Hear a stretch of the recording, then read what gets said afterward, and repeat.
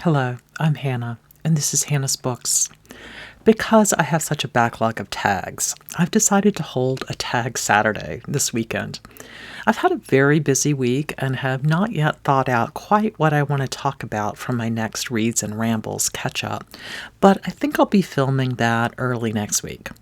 But today, I'm going to try to do a quick version of the Moody Reader book tag, created by Brittany over at the BookTube channel Slanted Spines. Sean the Book Maniac was kind enough to tag me. So let's get to the questions. The first is, do you consider yourself a mood reader?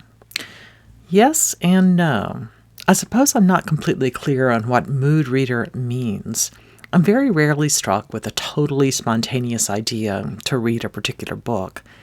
Usually the desire builds over a few weeks, either because of a great review in the newspaper, or a great BookTube discussion, or perhaps a recommendation from a friend. My reading moods often last longer than one book. I sometimes plan to read several books I see as related somehow. Or after I read one book by an author, I decide to read more by that author or about that subject or whatever. Whatever mood led me to one book, in other words, often leads me to several others. Next, do you set TBR lists and do you stick to them? Sometimes. Years ago, I tried to formulate a huge plan of what I was going to read over a long period, and for a variety of reasons, the plan just did not work. It wasn't really that I got distracted by my moods, but there were definitely times when the books I had picked out were clearly not the right books to be reading at particular moments. Since I discovered BookTube, I very much enjoyed making TBRs for special community events, Victober, Jane Austen July, maybe Midrash, etc. Typically, I dream big and actually get to fewer books than I would like from those TBRs. Sometimes I make it clear, to myself as well as to my viewers, that TBRs are just ways to talk through how what I want to read might fit together in interesting ways, or fit with other people are reading. I'm not especially interested in making a strict TBR and discussing it here just for regular months. One exception to the rule is that I stick quite closely to my TBR when it comes to books I've committed to write for book review journals. For Open Letters Review, I dream big, check with the main editor to see if any of the titles would be of interest, and then read what I read and write what I write from among that list. For more formal journals, I really have to read and review whatever I agree to read and review by a particular date. So that kind of TBR, the to be reviewed, is quite a bit more rigid.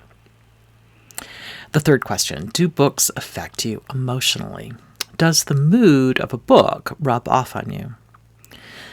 In general, I think I get swallowed by books and feel like I'm living in them when I'm reading. But when I put the book down, or at least after a few minutes later, I basically get transported back to my real life. Even if I'm obsessed by the book for weeks and talk about little else, I think the mood of the book itself doesn't stick with me as much as its ideas, or even the memory of that mood. Does that make sense?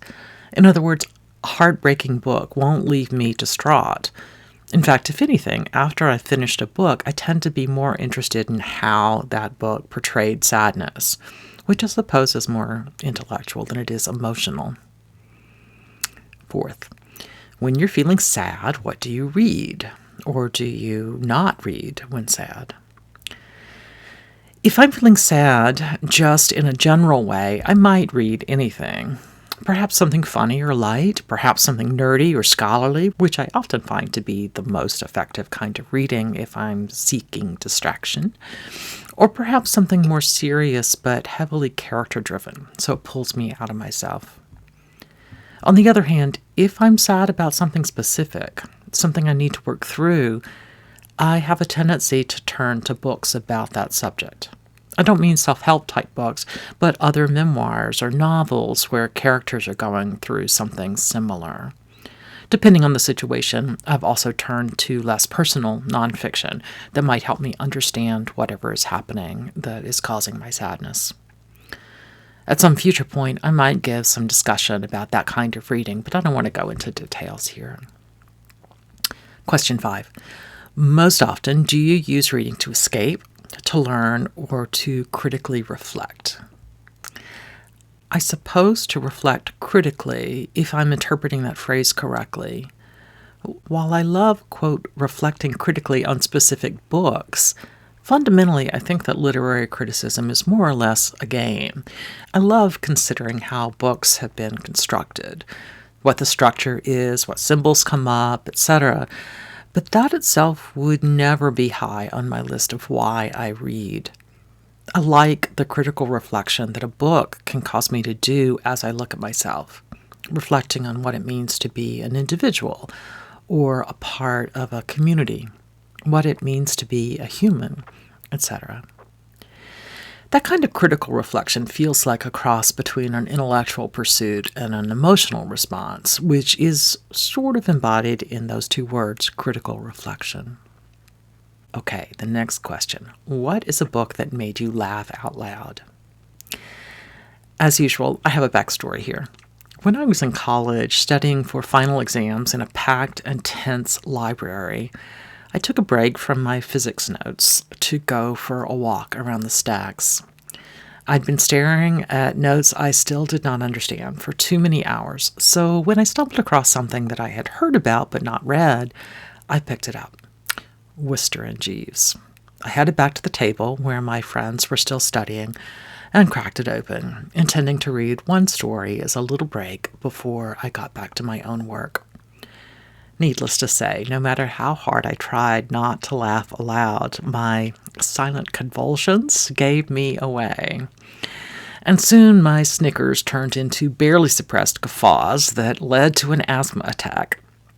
I hurried out of the library into the frigid afternoon, took a puff of my inhaler, and soon regained my composure. I headed back to the spot where my study notes awaited me, leaving Worcester and Jeeves on a nearby carrel so that volume wouldn't tempt me. And of course, within a few minutes, as I read about very early climate modeling or whatever, I started giggling again. Everything is funnier if you're in the library. My table mates were not amused, and they taught me a very basic lesson. Don't laugh aloud. The people around you don't know the joke. And if you want to read Wodehouse, make sure you're either alone or reading it aloud to someone. I try really hard not to laugh aloud now if the people around me aren't actively engaged in the same lines I find funny. Question 7. What's a book that has made you cry? Or if you don't cry, one that really moved you? I suppose it's a little ironic that I don't tend to laugh aloud at books, but I do cry easily when I'm reading. When I was answering some other tag that asked if I wrote in my books, I mentioned that I don't only underline my books, but even write all over the newspaper. Honestly, the same thing is true about crying. As I've been trying to catch up on a few old issues of the New York Times Book Review that didn't get read some busy Sunday morning, I started with a cover review of Suleika Jaouad's Between Two Kingdoms, a memoir of life interrupted, a book reviewed by Chanel Miller. I haven't read her memoir, Know My Name, but the review made me cry from the beginning to the end. Both books are now on my list of things I really need to get to. The 8th question. What is a book you didn't even know how you felt about? Recently, I talked about my mixed feelings about Ralph Ellison's Invisible Man here on BookTube. The book is masterfully structured and artfully written in many ways, but fundamentally I found myself really resisting Ellison's over-the-top symbolism and, in what I realize is a personal response, his intense portrayals of violence. To say I didn't know how I felt might not be exactly right, but finding a way to say in just a word or two all the complications of how the book made me feel, very hard. Question 9. Are you more likely to read on a sunny day or a cloudy day? Definitely. I am much more likely to read on a sunny day or a cloudy day, or an early morning or a late evening, in a box with a fox, than I am in the middle of the night. Although I have been known to read in the middle of the night too. I am interpreting this question correctly, yes? The 10th question. Do you usually set the mood when you read? Music, lights, smells, etc. To go back to my college reading for a moment, I used to turn on music before I started reading. I lived in a dorm room where other people were often walking around right outside my door and talking, and music helped drown out the background noise. 99% of the time, the music I turned on was an album of the Bach Lute Suites, played on classical guitar by John Williams. At this point in my life, I rarely have music on. Although during the pandemic, I actually tried that same Bach Lute Suites trick a few times to drown out the sounds of my husband's work or my son's class schedule. As for light, I make do with whatever. Still, if I have my druthers, as I mentioned recently, I really like direct light coming over my left shoulder, if there isn't enough diffuse sunlight to fill the room. No smells, although I don't mind the smells of someone else cooking dinner for the family. And the final question is, can you leap from book to book, or do you need buffer time between them? I very rarely finish a book, reach over to the stack, and immediately start the next one. Usually I like to have some little activity between them, but I don't need a big break in general.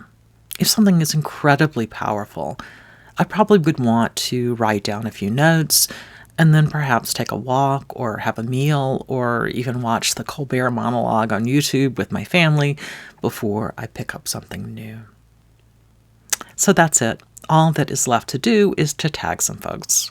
Today I'll tag Daniel at Guilty Feet, BookTube with Simon and Amy, Ange at Ange's Book Chatter, Kelly at Books I'm Not Reading, Lukash at Cruel Reader's Thesis, and Alba at Seriella.